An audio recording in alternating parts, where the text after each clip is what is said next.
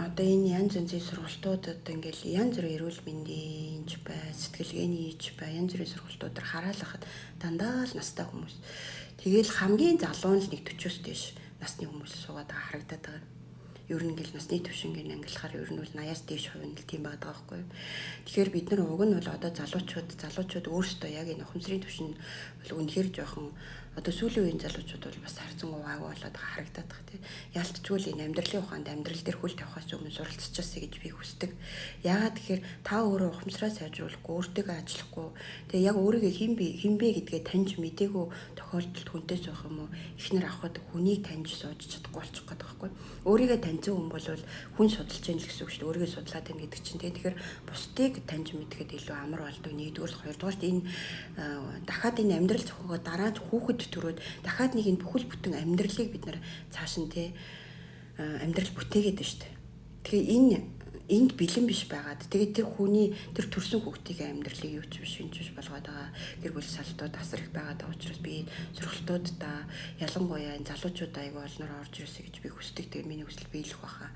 Тэгээд ер нь бол илүү их өөрийнхөө туршлагаас ч харахад илүү их залуу байх та ганц бие байх та тэг болж игэл эсвэл бүр ингээд тэг дүнгэж гэрэлцтэй дудаагүй байх та ч юм уу яг энэ өөрийгөө олохой дээр ингээд суралцчих юм бол тэг яг өөрийнхөө таних эрэг сэтгэлгээг хөгжүүлэх өөр дээрээ тэг бий болгохын зөв сайхан зүйлүүдийг өөр дээрээ хөгжүүлэх юм дээр суралцчих юм бол өөрсдийн амьдрал сайн сайхан байхаас төдийгүй улс орны амьдрал төрөл нөлөөлөх үе юм том байд юм билээ шүү дээ. Энэ өөрөө харилцаа сэтгэл зүй гэдэг чинь өөрөө. Тэгэхээр бид нар энэ дээр эртхэн шиг жоохон тий анхаарлаа хандуулж бас зүгээр байх гэж боддог. Тэгээ одоо бидний үеийнхэн биднээс доошх дээшх үеийнхэн бол хөрх юм янз янзын нийгмүүдийн золиос болсон хүмүүс байгаа шүү дээ. Нийгмийн золиос бас асар их болдог тий. Тэгээд энэ аав ээжүүдэд буруутгах бод бид нарт ямар ч ирэх байхгүй. Яагаад гэвэл тэр аав ээжүүд тухайн цаг үедээ тухайн нийгмийнхаа тий урсгалыг дагаад хамгийн сайнаар өөрийнхөө мэддэг хэмжээгээр л биднийг өсгөж хүмүүжүүлж тий тухайн цаг үедээ тохирж амьдрах гэж дээрэс нь хүүхдүүдээ бас хүмүүжүүлэх гэж нэлээд зүдэрж ижил биднийг өнөөдөр хүн болгосон байгаа шүү дээ тий. Тэгэхээр бид нар өөрөө өөрсдийнхөө тэр эцэг эхийн буруутгахаас илүү эцэг эхийн суулгасан програмчлалыг өөрөө 100% өөрчлөх боломж бидний гарт байгаад ш бидний ухамсарт байгаад байгаа учраас ийм боломж байгаа юм биш үү? Би анх яг тэрийг сонсч бол маш их баярлж байсан. Боломж байгаа юм чинь энэ боломжийг бид ашиглаад суралцаал өөрийгөө сайжруулаад дахин програмчлал амьдрч илт тий. Тэгээд энэ өөрөө ухамсар гэдэг юм өөрөө хүчтэй байдаг учраас заавал бусдыг буруутгаал, эцэг эхээ буруутгаал, нийгмийг буруутгаал тий. Багш нараа буруутгаал ингээл явах биднэрт бол ямар ч утгагүй байхгүй. Тэр хүмүүс чинь өөрийнхөө л тухайн үеийн хамгийн сайнараа л хичээсэн л хүмүүс байгаа шүү дээ. Тийм учраас тийм буруутгал шүүмжлэл дээр одоо хэдүүл анхаарлаа төвлөрүүлэхгүйгээр яг өөрийгөө яаж илүү шинчилсэн хувилбараа яаж илүү хурдан те илүү одоо тэр би болохгүй тэн дээрээ яаж ажиллах вэ тэрэнд яаж өөртөө цаг гаргах вэ өөрийгөө яг хизэнээс яаж хайрлж эхлэх вэ гэдэг дээр л бид нар анхаарлаа төвлөрүүлэх нь зөв замынхаа эхэндээ явж байна л гэсэн үг байхгүй. Тэгээ хүүхдүүд гэл тэгэхээр л одоо өөрсдөө ч нэг тийм ихтгэл үнэмшлээ. Хүүхэд гэхээр л уг нь бол тухайн сүнс миний одоо биеэр дамжиж би тэр тэ сүнсийг биедээ тээж төрүүлж өсгөж хүмүүжүүлсэн л байхгүй тэ. Энэ бол миний амьдралын бас нэг л ад жаргалтай баярт мөчүүдийн л нэг шүү дээ. Намайг бас энэ амьдралаас авж байгаа тэр таашаал ад жаргал баяр баясгалан тэр бүх сайхан мэдрэмжүүдийг төрүүлж өгж байгаа л тэр гайхалтай одоо тэ бадгаал штэ тэг хүүхэд тэр сүнс штэ тэр чинь тэрнээс биш тэр хүүхдийнхээ эрхэнд дэндүү ингээл халтаад байдаг ээж аваад бас байдаг штэ бид нар нөгөө энийг ойлгоогоосоо болоод бас тэгээд байгаа байхгүй тэг мэдэхгүй байгаа штэ хүүхэд өөрөө насанд хүртлээл аав ээжтэйг хамт амьдрч тэрнээс хойш өөрөө амьдралаа удирдах штэ үргэлж бид нар насан турш хамт байхгүй штэ тийм учраас бид нар тэр хүүхдийн эрхэнд хитрхийг халтаад байдаг бүрийгээр бүх сонголтын өмнөөс нэг хитрхийг хорж цагддаг, өөрийнхоороо байлгадаг, өөрийнхөө дуртай мэрэгчлээ сонгож өгдөг ч байх жишээтэй тийм. Тэгээд энэ хитрхийн нөгөө эрхэнд нь халтаад байгаа байхгүй юу. Тэгвэл тэр хүүхэд өөрөө яг сүнсний өгдөл нь юу юм бэ? Юунд илүү дуртай байгаа юм бэ? Тэрийгэ хийгээд тэрэндээ суралцаа, тэрэндээ илүү сайжраад явах юм бол тэр хүүхдийн амьдрал ирээдүйн гэрэлтэл явчих байхгүй юу. Тэгэхгүй хүчээр эцэг эхчүүд нь энэ миний хүүхэд би чамайг мэдээ, би чамайг төрүүлсэн, өсгсөн, би чамайг заах чамд эрхтэй гэд ингээд чичрээд дайраад байдаг шүү дээ. Тэгээд тэр хүүхдийн одоо ирээдүг нь ингээд шал өөр мэрэгжил сонирхлоос нь өөр юм сонгож өгөө. Тэгээд ингээд замыг ингээд төөрүүлээ хийчих байгаа байхгүй. Тэгээд та насаараа тэр хүнийг хүүхдийг тэр хүүхдэл хамт байх уу, хүүхдэл заагаал чиглүүлэл туслаад дэмжиж явах уу байхгүй.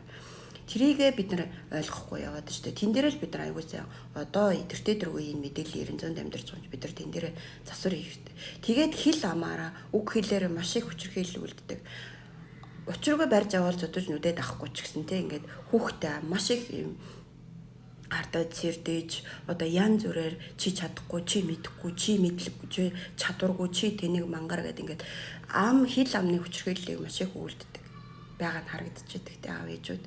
За тэгээд дээрэс нь тэр бид нар энэ өөрсдөө ингэж өөрчлөгдөхгүй бол араасаа ийм сөрөг үр дагавруудыг араасаа ингээд үе удамдаа юм болохгүй юмнуудыг уламжлуулж, өвлүүлж бит бос үг болгож өвлүүлж үлдээдэг гэдэг нь энэ өөр аимшигтай байхгүй. Бид нар өөрсдөө яалтчгүй суралцахаас өөр ямарч арга байхгүй.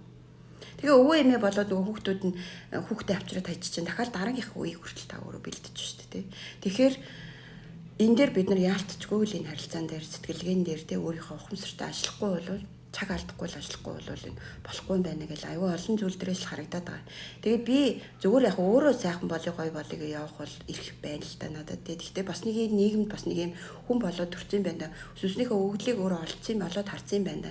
Ядаж нэг 5-10 хийхэд байдгийн те хандаж ирж байгаа хүмүүс нэг юм зөв юм завын гэрэлтэй ингээд замын чиглүүлээд амнаас гарч байгаа үгээ нэг илүү хүмүүст үн цэнтэй хэрэгтэй болохгүй болгочих юмсан гэж ингээд суралцаал хичээгэл явж байгаа тий. Тэгэхээр бид нар ийм алтаануудыг ингэж гаргадаг. Энэ нь өөрөө цаашгаа ингэж өвлөгддөг ийм байдаг. Тэгээ бид нар энэ галхам тутамдаа л болохгүй юм хийгээл яваад байгаа. Угаасаа л энэ байдаг л зүйл гэж бодцоо. Угаасаа л миний эцэг их юм байсан, хүмүүс ийм л байдаг. Нийгэмдэр амьдарч байгаа хүмүүс ч гэсэн ийм байгаа. Энэс надаас бүр амар хүмүүс их байгаа гэл ингээл энэ байдаг л юм гэж хүлээж авдаг. Аваад тэр нь өөрөө сөрөг сэтгэл хөдлөл сөрөг итгэл үнэмшил тэгээ яваандаа ингээ хүүхэд төрүүл амьдрал зохиогоод ирэхэд тэр нь өөрөө тийм сэтгэл зүйн хүчрхийлэл болоод ингээ явж идэг. Тэгээ энийг бид нар ухамсарлахгүйгээр мэдэхгүйгээр ингээ яваад байна гэдэг нь өөрөө бас их харамсалтай юм шиг надад санагдаад байдгийг. Тэгэхээр бид нар энэ тодорхой хэмжээгээр нэг юм анхаж тийм мэдлгүүдийг ингээ баг олж аваад тэгээд ингээд ядаж ном уншиж чадахгүй л өдөрт нэг 5-10 хуудас ном уншдаг зуршлыг бий болгоод за бүр дургу бол ингээ сургалтуудыг им шатлсан сургалтуудад ингээд суугаад тэгээд тэр бичлэгээ дахин сонсоод өөртөө ажиллаад бичээд тэмдэглээд ингээд яваад тэгэх юм бол энэ амьдралдаа өөрөө зуршил бүтээд ирж шүү дээ. Зөв зуршлууд. Тэгээд зөв зуршил чинь өөрөө далдхумсар өөрөө зуршил дээр суурилдаг ухамсар. Тэгэхээр хэрэггүй зуршлуудаа би угаагаад цэвэрлээд ингээд цэвэрлэгээ жимж гинтхэн алга болохгүй. Хэрэггүй зуршлынхаа оронд зөв зуршлуудыг бий болгож, хорт зуршлуудынхаа оронд зөв зуршлуудыг бид нар бий болгож, суулгаж өгжөөж тэгжээж энэ өөрөө бид нар нөгөө нэг шинэ өөрийгөө бүтээх энэ процесс явагддаг юм байна лээ. Тэгээ энийг болоод би биеэрээ үзээд туулаад явж байгаа. Тэгээд одоо бол нэг төдийлөн миний амнаас сөрөг үг хэллийг, сөрөг муу мухаа бүхэн болол нэг их гарахаа болцсон, бүр огт гарахаа болцсон гэж бол хэлж бас болохгүй бах тий. Сэтгэл хөдлөл гэдэг чинь өөрөө барьж ингэж яхад төвхтэй тий. Гэхдээ л ихэвчлэндээ жоох ингээл өөрийгөө ажигладаг ийм болж байгаа. Тэгээд ерөнхийдөө жоох эрчимтэй сүүлийн үед бол өөртөө нэлээд ажиллаж байгаа. Тэгээд яг хөө миний гений нэг өөрчлөгдөж болохгүй за нэлээд шууд ингээд ийм өөрт нь тухайн хүнд хэрэгтэй зүйлээ нэдэд ингээд шүү тэгээд шингэрээ тэгэргэлждэг. Тэгээд тэрийгээ бас сүүлийн үед ерөн засахыг их нэлээд оролдож байгаа. Тэр бас нэгч тийм хэрэгтэй зан биш юм шиг яг хэрэгтэй үедээ хэрэгтэй хэрэггүй үедээ хэрэггүй байгаад байгаа тий. Гэх мэтчлэн бидний дотор эерэг болон сөрөг генийн түвшний болон зүгээр ингээд далд хумсарт зүгээр амьдралын явцад суудсан програмчлал гэдэг тий. Тэгээд зүйлүүд байдаг. Тэгэхээр бид нар энэ болгоныг эртхэн олоод илрүүлээд мэдээд суралцаад явах юм бол дараагийнхаа үе удамд хүртэл бид нар яг нь эерэг нөлөөлөл амьдралд нь бас тийм мэдэгдэхүй юм гахалтай нөлөөллүүдийг бид нар үзүүлж чадах юм шүү дээ. Тэгээ үүлийн үрийн хуулиарч гэсэндээ бид нар ээж нь ингээл бусдыг муу хэлээл, бусдыг дормжлол сайн хүн гэж байхгүй байсан байж байгаад энэ хорвоогоос бутсан хүмүүсийг хүүхдүүд нэг сайн явахгүй л харагдаад байдаг шүү дээ.